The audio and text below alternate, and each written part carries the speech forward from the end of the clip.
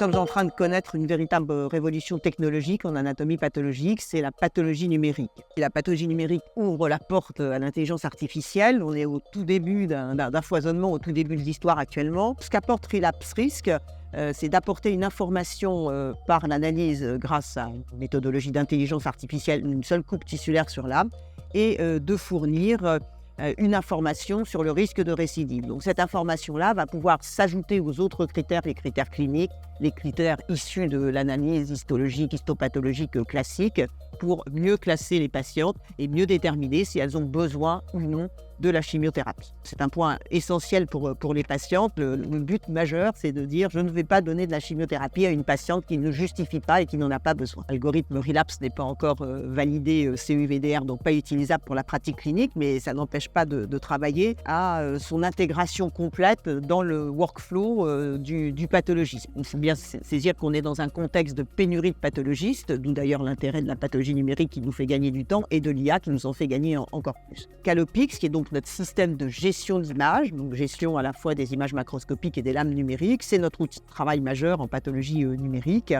Et l'intégration de Relapse complète dans Callopix, c'est-à-dire le déclenchement de l'analyse par Relapse d'une lame de cancer du sein dans notre environnement de travail, c'est-à-dire dans Callopix, notre système de gestion d'images, et le retour des résultats dans ce même système de gestion d'images au sein, bien sûr, du dossier de la patiente. Ça, c'est une aide extrêmement précieuse, un gain de temps absolument essentiel. L'algorithme Relapse tourne environ 5 minutes. Il suffit d'une seule lame. Le résultat nous parvient finalement alors même qu'on est en train de finaliser l'analyse classique anatomopathologique du cas.